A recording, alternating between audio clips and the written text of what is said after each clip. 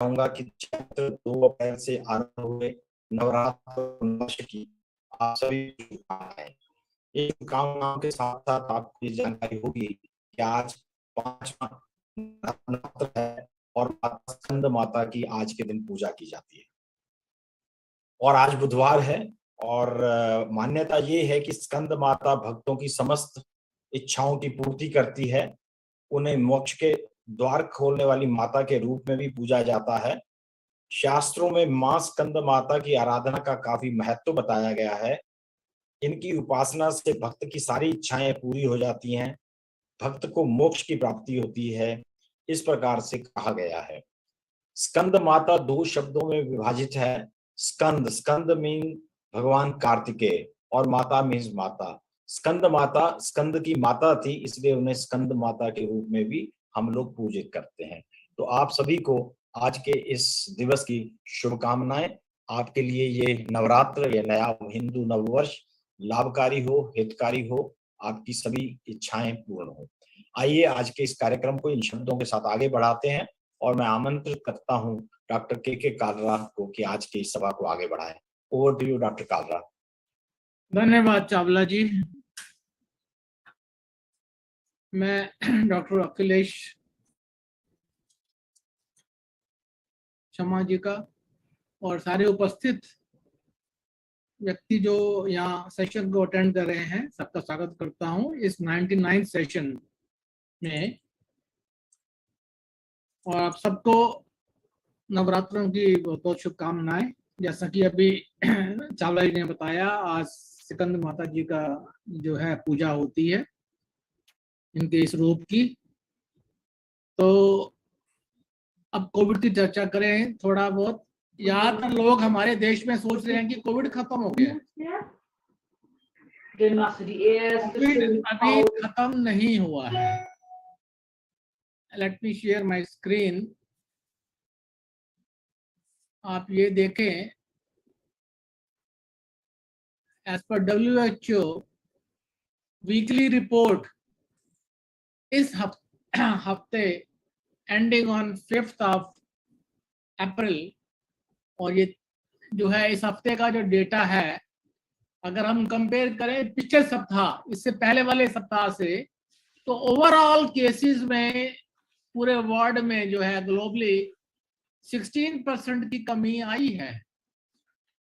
और डेथ भी देखें तो बहुत ड्रास्टिक 43% जो है डेथ जो है कम हुई है इस सप्ताह compare to the prior week.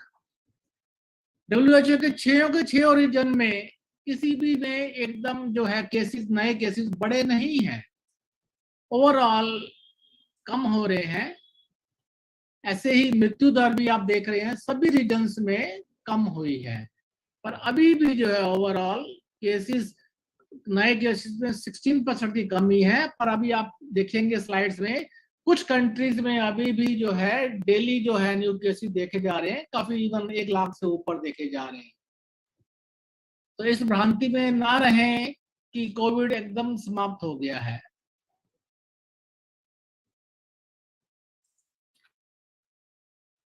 अगर हम ये देखें कि वेरिएंट वाइज, ये इस टाइम जो है पूरे वर्ल्ड में 99.8% केसेस जो है ऑल ओवर द वर्ल्ड, उसमें जो है ओमिक्रॉन नाम का जो ये जेनेटिक जो सीक्वेंस है, ओमिक्रॉन जो वेरिएंट है, वही सब जगह ये फैला हुआ है। और डेल्टा तो अब सिर्फ लेस देन 0.1% है। जो डेथ्स डेल्टा की वजह से ही बहुत ज्यादा हुई थी सेकेंड वेव में, तो इस टाइम जो है पूरे वर्ल्ड में आप देख रहे हैं।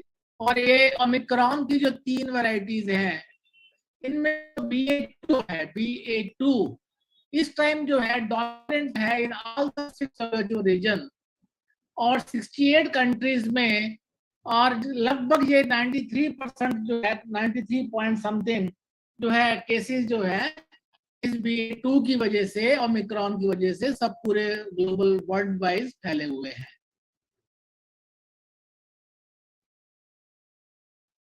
ये देखिए, ये डिफरेंट जो है ओमिक्रॉन के वेरिएशन जो है, BA2 93.63% में तो BA2 है। कुछ रीजनल्स में जो है जैसे BA1 जो है वो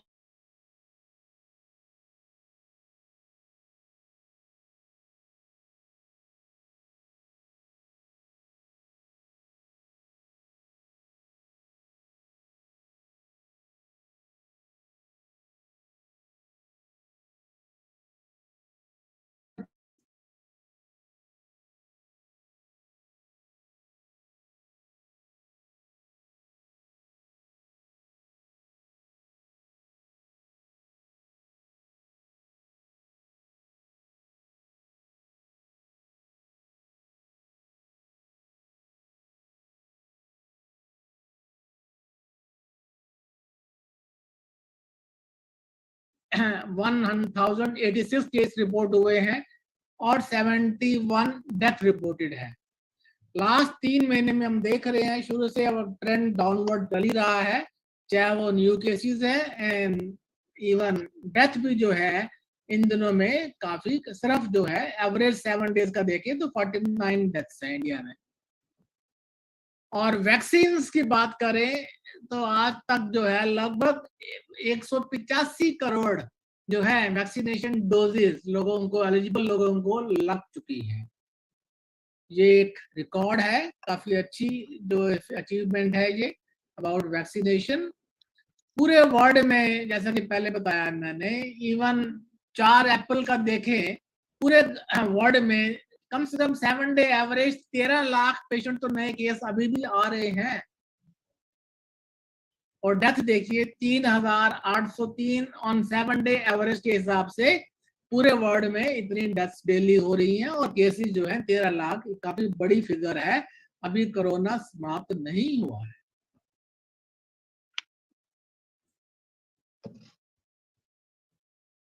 चाइना में जो है पिछले 3 महीने में देखें, पिछले 8 मार्च से एकदम जो पहले केसेस काफी कम हो गए थे चाइना में, तो 8 मार्च से ऑनवर्ड्स लगातार केसेस जो हैं अब जो है बढ़ते जा रहे हैं। कि चाइना वो देश है जहां से सबसे पहले ये रिपोर्ट हुआ था कि कोरोना का 19 में, और वहां अब जो है जहां बाकी और सब कंट्रीज में कम हो रहे हैं, चाइना में एकदम जो है इन दिनों में पिछले कुछ दिनों से एकदम केसेस रिपोर्ट होना शुरू हो गए हैं। 7 डे एवरेज लगभग 9659 के करीब ये 7 डे एवरेज न्यू केसेस की है। ऐसे ही यूके में भी देखें, अभी भी जो है 7 डे एवरेज न्यू केसेस की 91,000 है। यूनाइटेड स्टेट्स में जो है काफी कम हो गए हैं, 1 लाख से नीचे आ गए। अब ये 28,961 7 डे एवरेज न्यू केसेस पे है। ऐसे ही हमारे भारतवर्ष के आसपास के कंट्रियों में नेपाल, बांग्लादेश और पाकिस्तान, अब जैसे नेपाल में सिर्फ 23 एवरेज है, ऐसे बांग्लादेश में 67 है।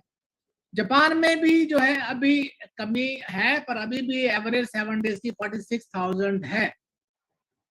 ऐसे रशिया में 7 डे एवरेज लगभग 17,981 केसेस की रिपोर्ट होने की।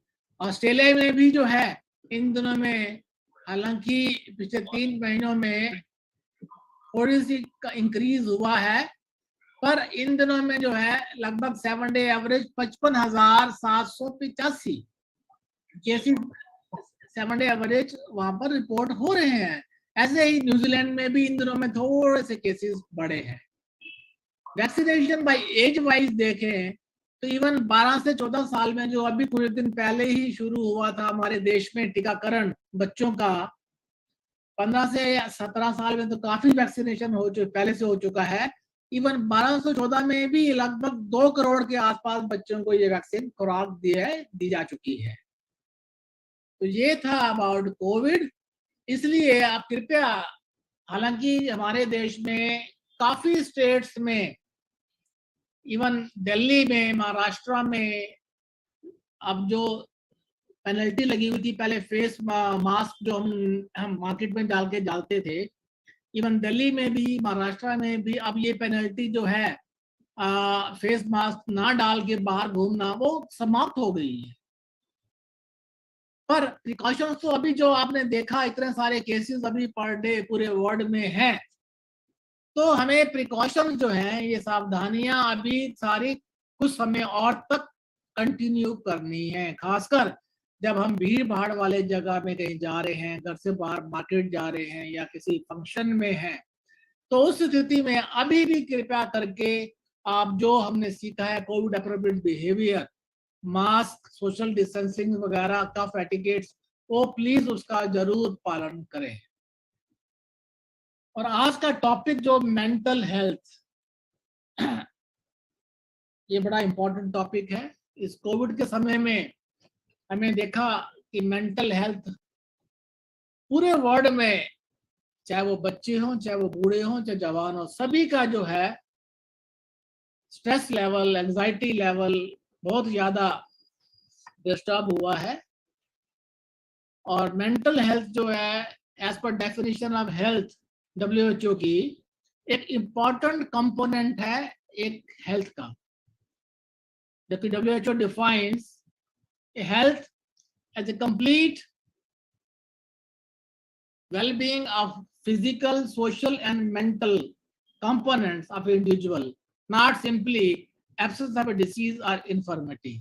ऐसे ही mental health as per WHO definition हम देखें, an individual realizes is that state of well-being in which an individual realizes his or her own abilities as well as can cope with a near normal stress of life, can work productively and is able to contribute positively to his or her community. तो Covid के दिनों में हमने देखा हर व्यक्ति किसी ना किसी फॉर्म में मेंटल हेल्थ इश्यूज से ग्रस्त है। और हम जो दवाइयां देखते हैं एलोपैथी में, चाहे वो सिडेटिव्स हो, एंटी एंग्जाइटिक्स हो या दूसरी और दवाइयां डिप्रेशन वगैरह के लिए, ये काफी जो है इनके कुछ नुकसान भी हैं, कुछ साइड इफेक्ट्स भी होते हैं। तो Ayurveda definitely plays a positive role. खासकर जब मेंटल हेल्थ की बात करते हैं तो मैं फुली कन्विंस हूँ कि आयुर्वेदा जो है वो मेंटल हेल्थ के लिए बहुत ही अच्छी एक जो है अल्टरनेटिव सिस्टम ऑफ मेडिसिन में इसका योगदान है। तो आओ हम सुने अब डॉक्टर अखिलेश शर्मा जी से, जो कि मेंटल हेल्थ के बारे में आज चर्चा करेंगे। Over to Chawla ji to invite Akhilesh Sharma ji. Thank you doctor Kalra. खतरा अभी कम जरूर हुआ है लेकिन टला नहीं है, तो इसलिए हमें सावधानियों को रखना पड़ेगा और सावधानियों से सारे प्रोटोकॉल्स का पालन करना होगा। आज हमारे बीच डॉक्टर अखिलेश शर्मा हैं। वैसे तो आप सभी डॉक्टर अखिलेश शर्मा को अच्छी तरह से पहचानते हैं, वो हमारे परिवार के सदस्य हैं। फिर भी एक फॉर्मेलिटी जो हमारी रहती है, इससे पहले कि मैं डॉक्टर अखिलेश को इनवाइट करूं, मैं बताना चाहूंगा कि doctor Akhilesh Sharma is an Ayurvedic physician and consultant with over 30 years of rich experience in the field of Ayurveda. He is practicing and promoting Ayurveda across 19 countries.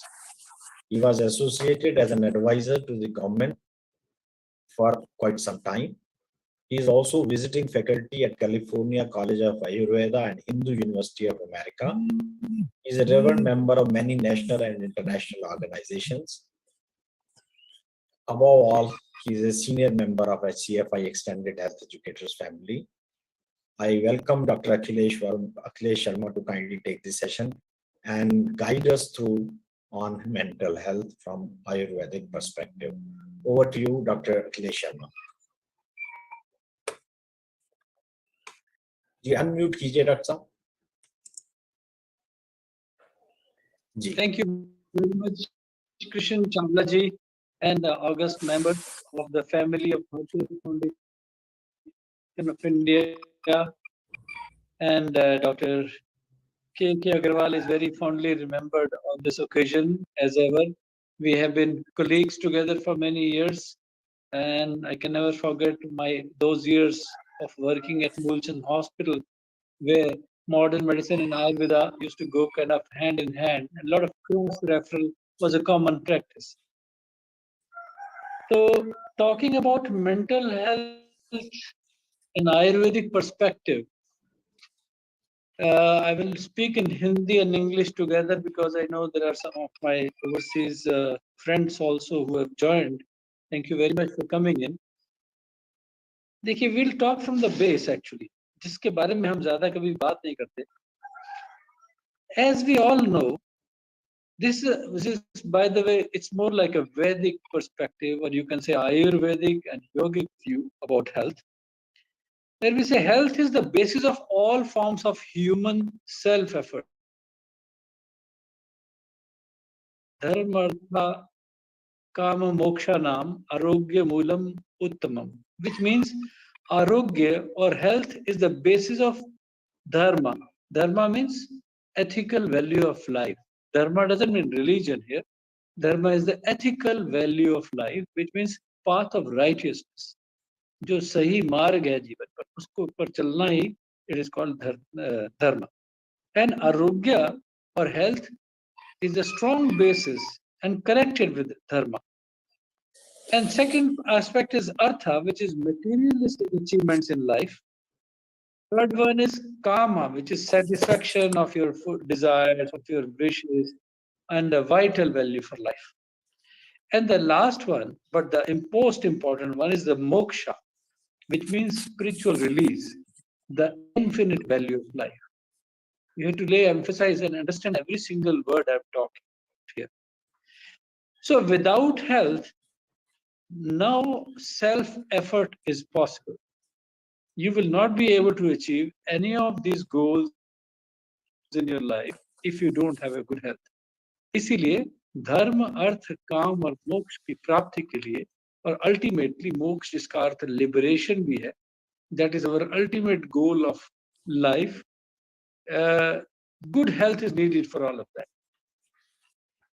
तो संस्कृत में एक टर्म है स्वास्थ्य, ये हेल्थ से जुड़ी हुई टर्म है, where swa means you within self, here जो स्व में स्थिर है वही स्वस्थ है, which literally means that quality of being established in self. So बहुत, it is not just being disease free the way modern medicine says it.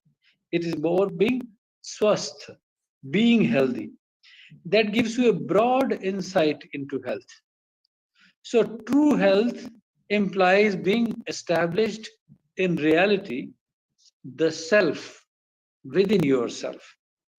So the true health, therefore, is the state of self-realization. यानी आत्मनिरीक्षण जब आप करते हैं, आत्म संचय करते हैं, आत्मचिंतन करते हैं. It is thinking about your own self. इसीलिए उसको self realization अंग्रेजी में कहा है. पूरा शब्द आयुर्वेद में है आत्मचिंतन. You are thinking about it at a deeper layer of consciousness. So in restricted science, however, health is normally defined as sound mind and a sound body. हम ऐसा सोच लेते हैं कि साहब रोज फिजिकल एक्सरसाइज कर रहे हैं, सिक्स पैक मसल्स हैं, so then we are healthy and we are eating healthy and looking good. That means complete state of health. But no, Ayurveda says for having a strong body, you need also a clear, strong mind, which is requirement, primary requirement for promotion of any form of self-effort in life. यानी life में कुछ भी आपको achieve करना हो, चाहे वो physical health ही हो, तो आपका मानसिक बल, आपका मेंटल स्वास्थ्य और स्व में स्थिर होना बहुत जरूरी है मानसिक रूप से. That is how it is not the body that fashions the mind. It is the mind that fashions the body. तो हम सबको जब हम स्वास्थ्य के प्रति सोचते देता है कि पहले आपका दिमाग ठीक होना चाहिए, मानसिक स्वास्थ्य ठीक होना चाहिए, मानसिक संतुलन ठीक होना चाहिए, ताकि आप ठीक सोच सकें, ठीक विचार कर सकें। अगर आपका विचार ठीक होगा तो आपका आहार ठीक होगा, क्योंकि आपको पता है क्या खाना और क्या नहीं खाना। आपका विचार ठीक होगा, क्या सही है क्या गलत है, अंतरात्मा क्या कहती है, उसकी बात हम सुनने लगे तो आपका विचार भी ठीक होगा। आप में सात्विकता का संचार होगा, तो that will bring purity of consciousness. आत्मिक स्तर पर वो काम करता है, not only in the physical body, but it starts working or doing cleansing at the deeper state of consciousness. इसी का अर्थ है सेल्फ रियलाइजेशन। जब आप आत्म संचय करते हैं, आत्म चिंतन करते हैं, तो आप उसको गंदा नहीं रखना चाहते। So in order to understand how health is promoted and how diseases are warded off, you must understand the general analysis of health according to yogic and Ayurvedic perspective, which is very, very important. अब आयुर्वेद में defining the disease कैसे किया हमने, हम बोलते हैं कि अविद्या यानी ignorance is considered to be the root cause of all the diseases. अब जो अविद्या है या इग्नोरेंस है, वो क्या है? वो इग्नोरेंस हार्ट का फंक्शन है क्या, या माइंड का function? It is related to a mental perspective of body. इसलिए अविद्या which is considered root cause of all the diseases. तो जब भी हम अविद्या से, इग्नोरेंस से, अज्ञान से पीड़ित हैं, तो इसकी वजह से it does not allow you to discover your inner essential nature as true Brahman. इसका मतलब क्या है कि आपके अंदर की जो शक्ति है, आपके अंदर की जो नेचुरल प्राकृतिक मनुष्यता का भाव जो आपके अंदर है, उसको आप ठीक तरह से देख नहीं पाते। जब उस अंधकार में होते हैं, जब उस ज्ञान से पीड़ित होते हैं, that is when you are suffering, and that is the root cause of all the disease processes. Or the divine self is not able to clearly please आप बोलेंगे नहीं क्या ना, please.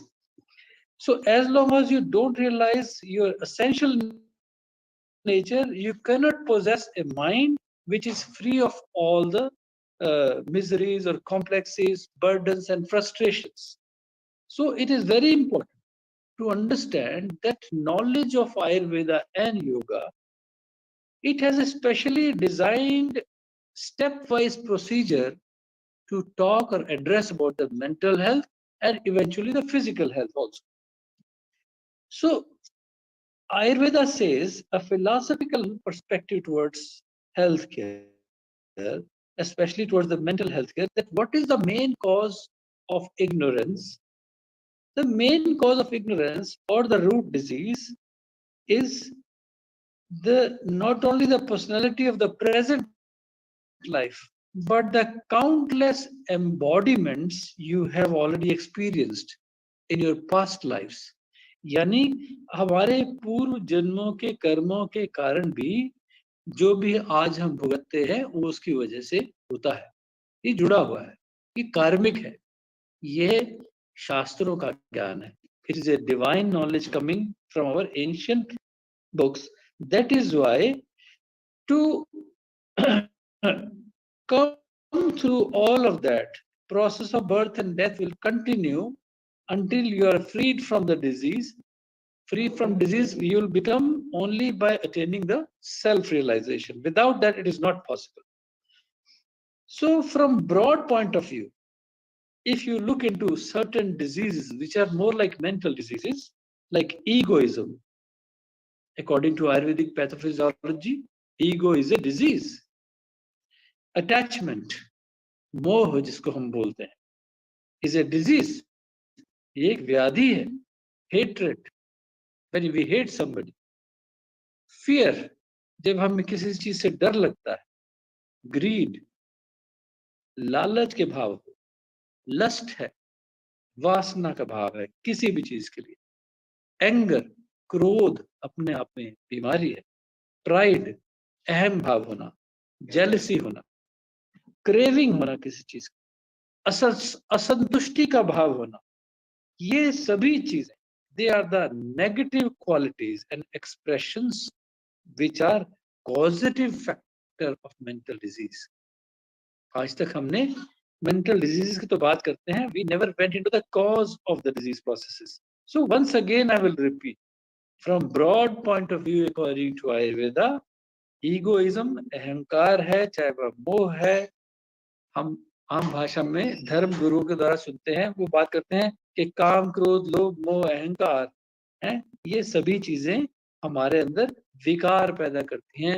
विकार means mental imbalance, mental turmoil that eventually grows up and manifests in the form of the diseases.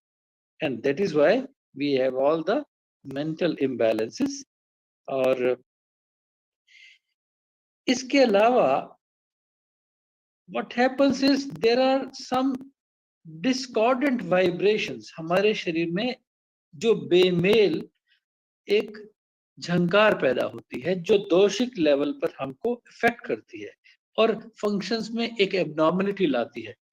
मोटे तौर पे अगर हम कहें, जो हमारी प्राण वायु है उससे आहत होती है, which is more reflecting about vital forces in our body, which are also physiological manifestation of the disease processes. तो हमारी सारी नाड़ियां या सारे स्रोत जिनमें प्राण वायु बहती है, चाहे वो it is flow of the blood, it gets imbalanced, gets out of operation, and that is why, or either they become extraordinary active, that is why they become hyperactive, they become excited, या it becomes too sluggish also. तो इन सभी से जो भाव उत्पन्न होता है, हमने डिफरेंट डेफिनेशन दी कि साहब फलाने को डिप्रेशन है, किसी को एंजाइटी है, किसी को नर्वसनेस है, किसी को इंसोम्निया है. तो ये सारे भाव अंग्रेजी शब्दों में जो जिनका हम व्याख्या करते हैं, वो सभी उस मूल भाव से उत्पन्न होते हैं, जब यह तीन दोष जो हैं, वात, पित्त और कफ, जिनका जो कि physiological humours of the body हैं, वो मेंटल फैकल्टी के बिगड़ने से आहत होते हैं. इसलिए मोटी मोटी हम जैसे कहते हैं, जैसा आहार जैसा अन्न वैसा मन. तो अन्न खराब हमने क्यों खाया? क्योंकि हमारी सोच ठीक नहीं. If you're thinking right, we would eat right. So eating right according to your body type is also another expression from coming from Western perspective, but originally originates from Ayurvedic perspective. So, and according to ancient view of health, all these basic humors are developed, they get disturbed, and they either exaggerate or they diminish, and they become cause of the physical diseases. This is, we really need to understand the basics of the mental imbalance and how to address that. We don't, in the modern medicine, not to criticize though, what do? We go symptomatic. कि हम भाई साहब फलाने को depression की बीमारी है, तो ये एंटी डिप्रेशन, ये 4 दवाइयां हैं, इनमें से कुछ दे देते हैं, तो वो सिम्टोमेटिक मैनेजमेंट हो जाएगा, उसका जुगाड़ हो जाएगा. That is not a permanent solution provider. It is a temporary management of some of the biochemical releases in the brain. That is not what we actually want. We need to go into the root cause of the problem and understand that in the past, did we had any of those mental bad qualities like ego, hatred, anger, fear, greed, lust, pride, jealousy, craving, discontent? ये जो सभी मैंने बातें पहले बोली हैं, वो सारी नेगेटिव क्वालिटीज में से क्या कुछ भी ऐसा था जिसने मेरे अंदर ये विकार पैदा किया? So that I became over ambitious or over conscious, and now I feeling guilty for achieving certain goals. I went out of my pocket and made a huge investment in business because I was expecting too much of returns because there was contentment factor missing in me. तो business के अंदर भी spirituality part के उस aspect का बहुत बड़ा role है. आज हम सभी आर्थिक तंगी के एक दौर से गुजर रहे हैं, लेकिन आप कल्पना कीजिए, वह विश्व, like countries like United States, who are very very wealthy and people have never seen any kind of discomfort in their life, वो कभी नंगे पांव जमीन पर गर्म सड़क पर कभी पांव नहीं रखा उन्होंने।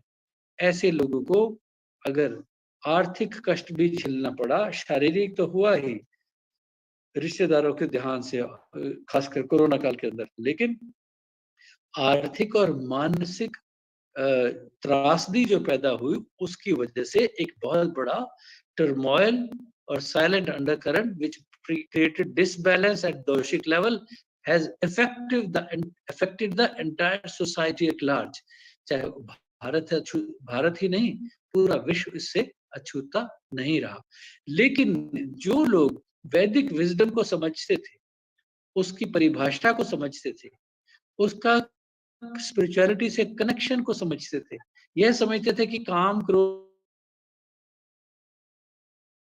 का नियंत्रण करना, इंद्रियों को नियंत्रण करना is the key factor which is going to help as a contributory factor to keep us stable, balanced, content, not being very anxious, even the state of misery, even in the state of financial challenges, physical challenges, deaths of certain patients. जैसे आयुर्वेद में हम कहते हैं कि death is a homecoming for the soul. कितनी खूबसूरत तरीके से कहा है कि मृत्यु जो है वो जीवन का अंत तो है, लेकिन आत्मा की घर वापसी है। शरीर नश्वर है, वो एक दिन तो होना ही था उसका, कोरोना होता या ना होता, it would die one day. When you understand death like that as a process which is inevitable, जो कि avertable नहीं है, जो ईश्वरी शक्ति के हाथ में है, just the way birth was not in our hands, so is the death. So that brings our mental peace, that brings us contentment, that brings us upliftment, enlightenment, जिसको हम बोलते हैं at the consciousness level, और हम आत्मिक रूप से शांत हो जाते हैं। So you see, so physical diseases like pneumonia, typhoid, rheumatism, nervous system disorders, they are not merely the diseases. Common खांसी जुकाम बुखार होता है, थोड़े दिन होता है, फिर ठीक हो जाता है, ये सब physical ailments हैं। लेकिन mentally, if you are strong enough, you will say yes, yes, these things happen because of the competition, because of the viruses, bacteria. There is always some basic cause, but it can be controlled. Once you are mentally strong enough to understand, then this physical disbalances are temporarily, they are primary in nature, and eventually they go away. If you say no matter what terminal, जैसे कोई बोले कि साहब doctor ने बोला आपको cancer से पीड़ित है, जो मानसिक रूप से बली होगा, ताकतवर होगा, वो कहेगा doctor you know what, I'm not afraid of even my cancer. I will survive for some more time. Yes, I will die one day, but not right now. मैं अपना आहार विहार विचार और संस्कार ठीक रखूंगा, जिससे मैं ठीक हो जाऊंगा। तो आज मॉडर्न डे साइंस भी ये मानती है कि जिसका भी आत्मिक बल ज्यादा है, those who are strong at the consciousness level, they don't even easily die, even if they are suffering from terminal diseases like heart disease, cancer, etc. तो इसलिए मेंटल बैलेंस बहुत ज्यादा जरूरी है, और Ayurveda brings you lot of things. See, इसको एक तो और तरह से हम कनेक्ट करते हैं। इन योगिक पर्सपेक्टिव व्हाट वी से, ये प्लीज बंद कर लें। Diseases include your circumstantial developments as well. If you have disease circumstances, say the disease circumstances are there within your family life. अगर घर में कोई बीमार हो जाता है, आपके घर में किसी बात को लेकर के लगातार झगड़ा रहता है या डिसहार्मनी रहती है, अशांति का वातावरण है, चाहे वो आपके पड़ोसियों के साथ हो या आपके दोस्तों के साथ हो, तो ये सारी बातें आपके अंदर उथल पुथल पैदा करती हैं। That brings not only social unrest, but it affects the physical body at individual level also. आज हम बात करते हैं कि हर जगह जातिवाद का, वंशवाद का बोला वाला है, चाहे वो करप्शन हो या भ्रष्टाचार हो या धर्म की लड़ाई हो, उन सब की वजह से जब हम लड़ते हैं और ये सोशल अनरेस्ट जो है कांस्टेंट जेलसी और हेट्रेड पैदा करता है. It affects your business also, it affects your mental psyche as well. तो it brings you pressure, it brings you tension. तो उन सब बातों को हमें ये समझना होगा कि हमें सोसाइटी एट लार्ज को हेल्दी बनाना है, not merely the single physical body. Your circumstances are shadows of your personality, as we say.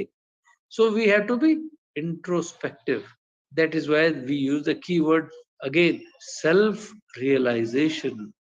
Atma-nirikshan, Atma-niyantran, self-control, self-realization are the key words which we use, so that in the conditions of adversity that you encounter in your life, like diseases which result from the karma of your past.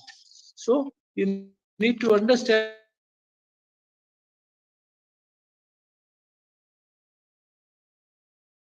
Doctor साहब unmute कीजिए. Doctor So, sorry, आप muted हो गए थे. अब ठीक है. किसी ने कोई प्रश्न पूछा है? नहीं नहीं नहीं डॉक्टर साहब, आप म्यूटेड हो गए थे. हाँ तो जी. मैं ये क्या था. अच्छा अच्छा. किसी, is that okay now? Am I audible? Yes, you are audible. You are clear. Hello. Yes, yes, you are loud and clear. तो need to study the law of karma profoundly. मैं बड़े लीक से हट के एक बात कर रहा हूँ कि understand the law of karma profoundly, then you will realize that you have an innate freedom, जो inborn freedom होती है of self effort, and then by that only you can attain the supreme health at large by yourself. जब आपको state of self realisation का मतलब समझ में आ जाएगा तो आप सारे बंधनों से मुक्त हो जाएंगे. फिजिकल हेल्थ ज्यादा मैटर नहीं करेगी. So to be truly healthy implies to be free from discomfort within yourself. तो डिस्कम्फर्ट कर फिजिकल बॉडी का नहीं, मेंटल एस्पेक्ट का. तो ये हमें समझना होगा. अब आयुर्वेद और योग की बात करें तो थिंग्स लाइक हठ योगा अगर आप करते हैं, चाहे वो फिजिकल एक्सरसाइजेस हो या मेंटल, चाहे ध्यान योग हो, मेडिटेशन हो, या यम और नियम के जो रूल्स हैं, जो कोड ऑफ कंडक्ट है, जिसको हम कहते हैं, कोड ऑफ कंडक्ट की बात करें जिसको हम संस्कार बोलते हैं हिंदी में या संस्कृत में, which is considering seasonal code of conduct of an individual. जैसे हम कहें साहब सर्दी आ गई है तो गर्म कपड़ा पहनना पड़ेगा. This is seasonal code of conduct we have to follow. नहीं पहनेंगे, शॉर्ट्स में निक्कर में घूमते रहेंगे तो ठंड लग जाएगी, ब्रोंकोनिमोनिया हो जाएगा. अरे होता है, राइट. फिजिकल डिफॉर्मिटी पैदा हो जाती है, फिजिकल इम्बैलेंस पैदा होता है, फिर बोलते हैं साहब निमोनिया हो गया, ब्रोंकोनिमोनिया हो गया, प्लूरिसी हो गई. So we need to understand that physical ये जो है कोड ऑफ कंडक्ट है. कोड ऑफ कंडक्ट में एक होता है सीजनल कोड ऑफ कंडक्ट, एक होता है मॉरल कोड ऑफ कंडक्ट और ethical code of conduct. It is multi dimensional again in application also. तो आपको आहार, विहार, विचार और संस्कार, ये 4 फोल्ड एक्शन आपको ठीक करने होंगे अगर आप अपनी मेंटल हेल्थ को ठीक रखना चाहते हैं. मेंटल हेल्थ ठीक रहने से बाय डिफॉल्ट आपकी फिजिकल हेल्थ अपने आप अच्छी हो जाएगी. जैसे सुकरात जो थे, एक बहुत बड़े फिलोसोफर हुए हैं, उनको गले का कैंसर था, लेकिन वो शरीर, उनको पता था ये बात, और उसके पास उनके कोई इलाज नहीं है वो भी पता था, लेकिन मृत्यु के अंतिम क्षण तक वो मुस्कुराते हुए अपने प्रवचन देते रहे. और उन्हें पता था डेथ इनएविटेबल है, लेकिन मैं अपना कर्म क्यों छोड़ूं, मैं अपने कर्मों का निर्वाह करते हुए वीरता से लड़ाई से लड़ूंगा जब तक भी रहेगा बीमारी. जब देह का अंत हो जाएगा तो हो जाएगा, ये तो ईश्वर के हाथ में है और मेरे कर्मों की वजह से है जब भी मुझे मरना है. With that thought in mind, he was at peace. वही होती है state of enlightenment. तो you have to be introspective. अगर आपने कहीं किसी से गलती की है तो माफी मांग लेने में कोई बुराई नहीं है. अगर आपका अहंकार है, ईगो को साइड पे रख के जाकर के कह देना चाहिए I am sorry. Then you feel within, आपने माफ तो दूसरे को किया, बट वो फॉरगिवनेस जो है ना, वो इतना पावरफुल मल्टीविटामिन है, वो आपको आत्मिक स्तर पर आपको ताकतवर बना देता है. It acts like a multivitamin for the soul. तो उसके बाद ना डिप्रेशन है, ना एंग्जाइटी है, ना बेचैनी है, ना घबराहट है. जैसे वो कहते हैं ना, भाव क्या है? समभाव. ना तो से दोस्ती, ना तो से बैर. When you start thinking like that, you have to change your thinking process. Then only you are able to overcome all those negativities of thoughts and emotions and become mentally strong. ये बड़े सरल तरीके से मैं आपको कुछ चीजें बताने की कोशिश कर रहा हूँ. So our flow of prana gets affected also because of what? Due to karma, due to ignorance, due to misunderstanding, due to dullness. So pranas start flowing in disharmony. तो अगर डिसहार्मनी में लग रही है आपकी बॉडी के शरीर में प्राण, व्यान, उदान, समान, अपान वायु ठीक काम नहीं कर रही हैं, तो आपको देखना है. If you are ignorance, then you want to educate yourself by asking others who are wise men, who are holy men, who are gurus, who are masters, who are your elders, who are your close relatives and well wishers and friends. है ना? Due to misunderstanding होती है कई बार, तो गलत फहमियों को दूर करना है. वो सब कब होगा? जब आप इंट्रोस्पेक्टिव होंगे. ड्यू टू कर्मा, जैसे कहा कि अच्छा चलिए यह ऐसा सोच लें कि पास्ट लाइफ कर्म मेरे गलत थे, तो उसको मैं ठीक कैसे करूं. वो जो गुरुओं की वाणी है उसको दोबारा से पढ़ें, समझें, उनको सुने. तो this is the way you want to overcome the disease processes also. तो डाइट और एक्सरसाइज का भी रोल है. इसलिए आहार, we say we are what we eat. Ayurveda says food and medicine are not two separate things. So talking and let food be your medicine and medicine be your food, ये Hippocrates ने बहुत साल पहले कह दिया था. जब हम विहार की बात करते हैं तो Ayurvedic dinacharya means, din means the day, acharya means to follow or close to. So following certain code of conduct on daily basis is your Ayurvedic dinacharya you want to follow. जैसे ब्राह्म मुहूर्त में आपको उठना चाहिए, early to rise and early to bed वाला जो सिद्धांत जो हम बोलते हैं अंग्रेजी में, वो सब हमारे वैदिक शास्त्रों की देन था. सो अगर सेल्फ अवेयरनेस, सेल्फ रियलाइजेशन करनी है तो सुबह के टाइम, मॉडर्न मेडिसिन भी कहती है नेगेटिव आयंस का प्रभाव होता है. हाँ, कहते हैं हम उनको नेगेटिव आयंस है, but actually they are good for the body. They synchronize you, they create a rhythm within you. So Ayurveda recommends that the auspicious time is Brahma Muhurta, which means the time of Brahma, the pure consciousness for rising up in the morning. ये ब्रह्मा का time होता है. उसमें consciousness में purity level बहुत अच्छा होता है, उसमें मन शांत होता है, आत्मा शांत होती है.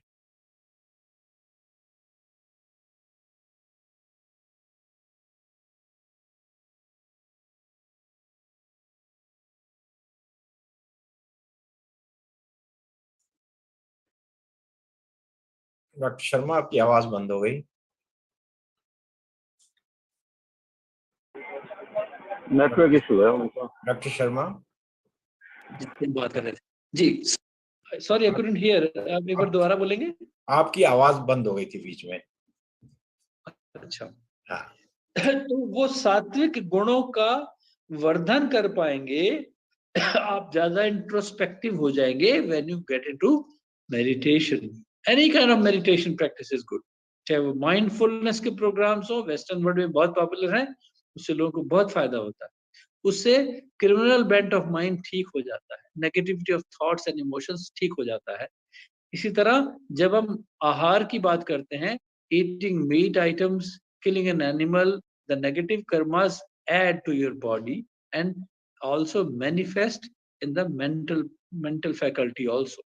इसीलिए those who are strong meat eaters, they are short tempered, they are easily agitated, they are more angry in behavior also, violent behavior उनमें ज्यादा मिलता है बजाय उनके जो कि शाकाहारी. That is why even the Bible says it is good to be a vegetarian than to be a non-vegetarian. Modern medicine ने भी ये प्रूव कर दिया है कि 40% diseases which are diabetes, cancer, heart disease and asthma, these 4 major diseases are the major killers of the society. They are more common in strong meat eaters than vegetarians. तो ये विहार का रोल हो गया. Then doing power of breath on everyday basis, Ayurvedic दिनचर्या में एक बात और जो पावर ऑफ ब्रेथ मैं कहना चाहता था, प्राणायाम रेगुलर करने से आपके प्राणों की जो शुद्धि होती है वो आपकी आत्मा को इफेक्ट करता है। तो आप कुछ भी ना करें, जो बाबा रामदेव कहते हैं अनुलोम विलोम लगातार करते रहें। Why Babaji became so popular? Just because the simplest application of Anulom Vilom, which he was doing, has benefited enormously to every caste, creed, religion, and sex of the society. It was beyond all of that. इस आज modern medicine ये कहती है कि साहब जो लोग प्राणायाम करते रहे उनके लंग्स हेल्दी रहे। पता है क्यों रहे? Because their flexibility and elasticity of the lung fiber was much better, and because there was a chemical secretion जिसका नाम है nitrous oxide, उसकी मात्रा अच्छी तरीके से रिलीज होना शुरू हो जाती है, and nitrous oxide has been proven good medicine even for protecting from RNA virus to spread. और उसको मारने में, आरएनए वायरस के आउटर शेल को तोड़ने में उस नाइट्रस ऑक्साइड का बहुत बड़ा रोल रहा है। इस बात का मैं साक्षी हूं, क्योंकि मैंने हजारों नहीं मतलब कई हजारों लोगों का इंटरव्यू किया पूरे विश्व में, जहां जहां मैं जाता रहा इन सालों में, to see what was the effect of all the yogis who have been doing pranayama on their lung fields. Have they been severely affected because of the COVID-19? Answer was no, almost negligible. Some people got it, some people even got infected. They got recovered very fast and very earlier. But this is not the only factor, but that was one of the very strong factor. Being vegetarian, जितना भी पूरा स्वामीनारायण समाज का गुजराती समाज था जो शाकाहारी लोग थे वो अमेरिका में बच गए। Most of the people who died were hardcore Americans. उनमें भी वो थे जो मीट बहुत खाते हैं, शराब बहुत पीते हैं. Even if they are strong, big, robust bodies, still the death rate was phenomenally high in those people because they were strong meat eaters, and that too कच्चा मीट खाते हैं जो. And this virus has got strong affinity for people who had weak lungs and who were strong meat eaters. उनके प्रति इस RNA virus की affinity, स्नेह ज्यादा रहा है, इसलिए उनमें ज्यादा वो घर कर गया, ज्यादा फैला और मृत्यु भी ज्यादा हुई। इसके अलावा मेडिटेशन से बहुत सारी चीजें होती हैं, पॉजिटिव वाइब्रेशंस भी पैदा होती हैं, आपके शरीर, मन और आत्मा को प्रफुल्लित करता है। इसके अलावा कुछ मंत्रों का उच्चारण है, टॉपिक्स बड़ा हो जाएगा, नहीं तो उनके बारे में भी आपको बहुत सारे मंत्र बताता कि जो कि हमें काम करते हैं। लेकिन टॉकिंग अबाउट सम टिप्स, क्योंकि समय मुझे पता है टाइम कम है, I want to speak forever, but I will give you some tips of some medicinal plants which are good for the nervous system, for the mental health. इसमें एक herb है जिसका नाम है Brahmi, which is known for multiple health and medicinal benefits.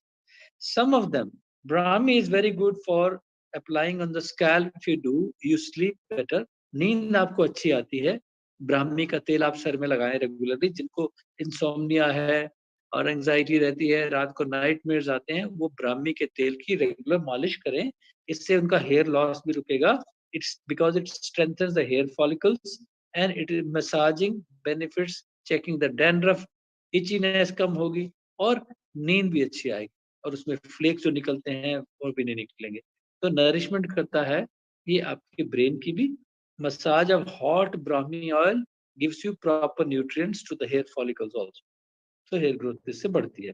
Alopecia में भी इसमें कुछ ब्राह्मी में कुछ बायोकेमिकल कंपाउंड है, कुछ एंटीऑक्सीडेंट्स हैं जो कि काम करते हैं और आपके एलोपेशिया की कंडीशंस को भी ठीक करते हैं। तो इस तेल की मालिश से आपको बहुत लाभ होता है और परमानेंट बाल्डनेस भी इससे कई बार ठीक होना शुरू हो जाती है। Brahmi for fair skin, it also makes your skin more fairer. Sweetness of voice को भी ये बढ़ाती है, स्किन कॉम्प्लेक्शन को भी बढ़ाती है, एंड उसको हम कई, आप सुन के हैरान होंगे, फिजिकल और बीमारियों के लिए भी काम करती है। ब्राह्मी का यूज चाहे वो ऑयल फॉर्म में हो या कैप्सूल फॉर्म में या पाउडर फॉर्म में, it is used for treating psoriasis, eczema, abscess conditions and any kind of severe ulceration in the body because Brahmi is cooling in nature. तो ulcers में भी देते हैं इसको। जो कोई लोगों को स्ट्रेस की वजह से अल्सर होता है तो एंटी स्ट्रेस भी है ब्राह्मी और एंटी अल्सर भी है। आपने कभी ऐसा सुना है कि एलोपैथी की कोई दवा जो है अल्सर्स के लिए दी जाती है वो आपके दिमाग को भी शांत करे? बहुत कम मिलेगा, बट आयुर्वेद में ऐसा है। positive side effects of Brahmi are multidimensional in action. So psoriasis, eczema भी लोग कहते हैं स्ट्रेस से बढ़ता है ना, बहुत कॉमन है. मेरे पास हजारों पेशेंट आज जो मैंने have been using Brahmi as a choice, क्योंकि मैंने उनको बोला कि साहब तेल की मालिश भी करनी है, उसको खाना भी है कैप्सूल फॉर्म में, तो उनका सोराइसिस भी कम हो गया क्योंकि एंजाइटी स्ट्रेस भी कम रहे, लेकिन उसका एंटी सोराइटिक और एंटी एक्जिमा एक्शन स्किन पे डायरेक्टली भी है. इंसोम्निया की जैसे मैंने कहा स्लीप डिसऑर्डर्स को भी ठीक करता है. डिप्रेशन में, एंजाइटी में, स्ट्रेस में Brahmi is the drug of choice. It is also useful for hyperactive children and children with ADD and ADHD. उसमें भी ब्राह्मी का रोल है. मेंटल प्रॉब्लम्स में काम करता है. मेमोरी लॉस होता है जैसे अल्जाइमर्स है, एमनीजिया है, लैक ऑफ फोकस है, लैक ऑफ कंसंट्रेशन है. To increase memory power for the school going children, again Brahmi is a drug of choice. इसमें नाइट्रिक ऑक्साइड नाम की एक चीज होती है जो कि बहुत अच्छा काम करती है. It has positive impact on the brain functioning and our mental clarity of thought process also. तो और इसी तरह से जो अल्जाइमर्स में जो काम करती है, इसमें खास तरह का एमाइलॉइड कंपाउंड होता है. मॉडर्न मेडिसिन ने भी ये साबित किया है, जो कि न्यूरॉन्स की एक्टिविटी को बढ़ाता है, which are responsible for brain damage. तो उसको ये रिवर्स करता है, इसलिए बहुत अच्छा काम करता है. इसमें एक बायोकेमिकल होता है जिसका नाम है बैकोसाइड्स कंपाउंड होते हैं. तो ब्राह्मी जो है आपके ब्रेन सेल को स्टिमुलेट करती है और rebuilding of the brain tissue में काम करती है. इसीलिए हम एडीडी में, एडीएचडी में, सेरिब्रल पाल्सी कंडीशन में भी हम ब्राह्मी का प्रयोग इफेक्टिव तरीके से करते हैं. ये वेस्टर्न मेडिसिन के बहुत सारे डॉक्टर्स को इवन पता भी नहीं है आज तक. इसके अलावा स्ट्रेस रिडक्शन में काम करती है क्योंकि इसमें कॉर्टिसोल नाम का एक हार्मोन सिक्रीट होता है जो कि उसमें काम करता है. Brahmi acts like an adaptogen. Adaptogen मतलब अगर आपको तनाव हो भी रहा है, उसको झेलने की क्षमता बढ़ाने की ताकत स्ट्रेसफुल कंडीशंस में ब्राह्मी रखता है. क्या आपको उसके साथ मुसीबत तो आई है, शेर सामने खड़ा है, खा तो मुझे जाएगा ही, तो मरना मुझे है ही. अब स्ट्रेस लेके मारू या हंसते हंसते उससे मुंह में घुस जाऊं कि चल यार मारना है तो मार ले, मैं भी 2 मुक्के तो तुझे मारूंगा, अगर तू डर के भाग गया तो ठीक है, maybe I get saved. So you see, when you see death is close by and still you say I'm a fighter, I'm still going to give to you 2 pounds and see how dare you attack me. ये है positivity of thoughts, ये है adaptogen activity. तो ability to adapt, ability to fight. अच्छा, ब्राह्मी और तुलसी की चाय आप बना करके पी सकते हैं. का एक कॉम्बिनेशन बाजार में भी मिलते हैं. This is also very good to cope up with your rough times. ठीक है, चाय के रूप में इसका सेवन कर सकते हैं. तो ये बातें हो गई ब्राह्मी के बारे में. एपिलेप्सी में भी ब्राह्मी का बहुत अच्छा रोल है.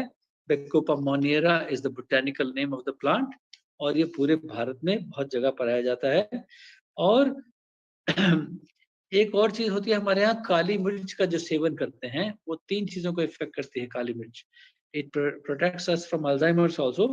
3 चीजें होती हैं, ध्री, धृति और स्मृति. Dhri is our long term memory, dhriti is our short term memory and smriti is our retaining capacity. काली मिर्च इन तीनों को बढ़ाती है और ब्राह्मी भी उसी तरह का रोल करती है. So these are the 2 excellent nervine tonics. इसके अलावा एक चीज होती है शंख पुष्पी. शंख पुष्पी का बोटेनिकल नेम है कन्वॉल्वस प्लूरिकैलिस एंड होल प्लांट इसका यूज होता है. शंख पुष्पी का सिरप भी आता है. हम हिंदुस्तान में जिन लोगों को पता है वो शंख पुष्पी सिरप अपने बच्चों को स्पेशली एग्जामिनेशन डेज में रेगुलर देते हैं और शेल्फ के शेल्फ आयुर्वेदिक स्टोर से खाली हो जाते हैं. सो मैं चाहूंगा पूरा देश नहीं, पूरा विश्व के बच्चे प्रतिभाशाली बने शंख पुष्पी ब्राह्मी जैसी चीजों का सेवन करके. So it balances your vata dosha according to Ayurveda, controls your stress and also controls your anxiety. तो पित्त को भी शामन करता है, तो इसलिए वात पित्त शामक है ब्राह्मी, इसलिए इसका सेवन रेगुलरली करते हैं तो उसका बहुत फायदा होगा. अब मुझे पता है समय की थोड़ी वो है, लेकिन क्विकली मैं 2-3 चीजें और बताऊंगा. अदरक, ginger, which is a very common digestive spice, but very few people know कि ginger it also relieves depression. उसका रेगुलर प्रयोग आप करें। You drink ginger tea, good for depression, good for mental stress. अगर आप रेस्टलेस हैं, restlessness को भी ठीक करता है, एंजाइटी को ठीक करता है। Ginger is also good for exhaustion. अब किसी वजह से बहुत थक गए हैं, मानसिक रूप से भी, शारीरिक रूप से भी, जिसको हम बर्न आउट भी कह देते हैं कई बार, उस तरह कंडीशन में भी अगर आप जिंजर टी का सेवन करते हैं तो बड़े हुए आम का पाचन करती है, डाइजेस्टिव भी है, अग्नि को भी ठीक करती है, एपेटाइजर भी है। एंजाइटी की वजह से कुछ लोगों को भूख लगी बंद हो जाती है, अगर रेगुलर जिंजर पाउडर का सेवन करते हैं, if you consume ginger in dry powder form or ginger as a spice, just direct the root, you cut it into pieces, put it in your lentils, in your rice, in your vegetables, and mix them and cook them. That is very good medicine for the mental health care. दालचीनी का बहुत अच्छा role है। दालचीनी, which is also called cinnamon in English, it boosts your brain activities, removes your nervous tension. It is good for the memory loss. दालचीनी also improves your cognitive activities. अगर आप cognitive behavior में कुछ गड़बड़ है ना, उसको भी ठीक करता है। आप भूल जाते हैं, आप खोए खोए से रहते हैं, आप क्या कह रहे थे आप पता नहीं लगता कि अभी 1 मिनट पहले मैं क्या कह रहा था, उस सब को ठीक करते हैं। अटेंशनल प्रोसेसेस जिसको कहते हैं, उसको भी ये ठीक करता है। वर्चुअल रिकॉग्निशन को, आपकी मेमोरी यानी स्मृति को ठीक करता है, आपकी वर्किंग मेमोरी को दालचीनी ठीक करती है। विजुअल मोटर रिस्पॉन्स की स्पीड को ठीक करता है। कभी एक्सीडेंट वाली कंडीशन में हो, दालचीनी का रेगुलर सेवन कीजिए, आप ठीक तरह से गाड़ी अलर्टनेस से, अटेंटिवनेस से चलाएंगे। एफ्रोडीसिक भी होता है, हाँ, तो स्टिमुलेंट है, माइंड को स्टिमुलेट करता है। It removes your mental exhaustion.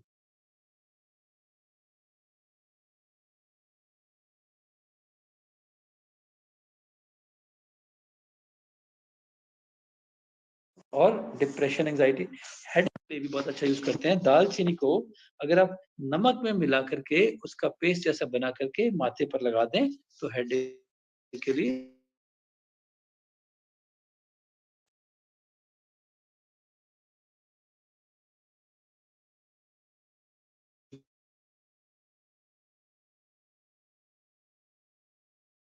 बहुत अच्छी दवा। डॉक्टर साहब की आवाज कट कट। डॉक्टर साहब साउंड में कुछ प्रॉब्लम है।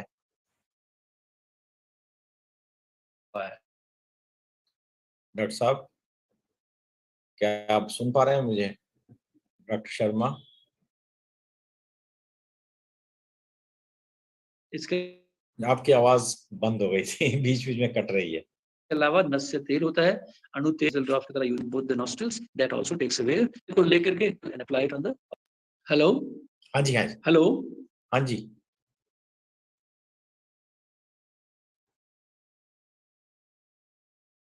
हेलो। हाँ जी डॉक्टर साहब बोलिए। बीच में सर की आवाज चली गई थी, तो हाँ, चली दालचीनी गई। के बाद हाँ, दालचीनी एक के बाद मिनट। सुन नहीं पाए थे। डॉक्टर साहब म्यूट हो गए आप। डॉक्टर साहब अनम्यूट कीजिए। डॉक्टर अखिलेश शर्मा, अपने आप को अनम्यूट। हाँ जी, हाँ जी, हाँ आपकी जी। आवाज चली गई थी बीच में। अच्छा, अब मैं ऐसा कीजिए क्योंकि समय बहुत कम रह गया है, I think we are going over time. मुझे भी नेक्स्ट, यहाँ मैं कॉन्फ्रेंस में हूँ, मुझे भी जाना है वहां एज ए स्पीकर। कोई क्वेश्चंस हो किसी के पूछ लीजिए। हाँ जी, क्वेश्चंस अगर हैं तो आप please ask your questions. Raise your hand and ask your question. एक प्रश्न चैट बॉक्स में आया है कि how much Brahmi in a day please, कितनी लेनी है एक दिन में? Okay, see if you get the Brahmi capsule, वो जनरली 300 250 से लेकर के 500 ग्राम तक के कैप्सूल मिलते हैं। You can take 1 capsule twice a day, तो 1 ग्राम का चूर्ण आपके अंदर पहुंच जाएगा। वो this is a safe good dosages of Brahmi, you can take it in capsule form. वो आप ले सकते हैं सुबह और शाम को, स्पेशली ओल्ड एज लोगों के लिए बहुत फायदेमंद है। किसी और और कोई का कोई क्वेश्चन? प्रश्न? किसी और का कोई प्रश्न हो तो? सर उपायों में दालचीनी के बाद क्या बताया था, वो एक बार दोबारा बता दीजिए। दालचीनी को मैंने बताया कि उसकी मेडिसिनल प्रॉपर्टीज है वो इतनी एनॉर्मस हैं। यू कैन यूज दालचीनी इन चाय, चाय की तरह यूज कीजिए, और दालचीनी को थोड़ा सा नमक मिला करके उसका पाउडर बना करके भी आप फोरहेड पे लगाएंगे तो वो हेडेक्स के लिए बहुत अच्छा काम करेगा। और किसी का any other questions please, any comment anybody wants to give, because मैं चाहता था कि फीडबैक भी मिले लोगों से, बिकॉज टाइम कम है, तो I try to give maximum what I could.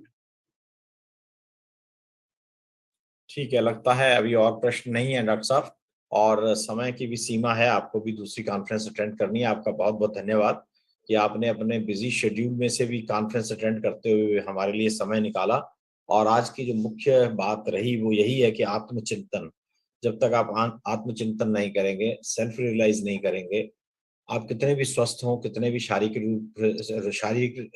रूप से हष्ट पुष्ट हों, आपको परेशानियां रहेंगी। और सुंदर शरीर के अंदर ही सुंदर आत्मा वास करती है। और अगर आपकी आत्मा और आपका शरीर शुद्ध हैं, स्वस्थ हैं, तो आपको ये मेंटल जो समस्याएं हैं इनकी कमी हो सकती है। हम हमेशा जब प्रार्थना भी करते हैं तो भगवान से एक ही प्रार्थना करते हैं कि हे भगवान आत्मिक बल दीजिए। आत्मिक बल से यही अभिप्राय है हमारा कि हमारे अंदर मेंटल स्पिरिचुअलिटी रहे, मेंटली हम स्ट्रांग रहें और हर विपरीत स्थिति को सामान्य रूप से लेकर उसका सामना कर सकें।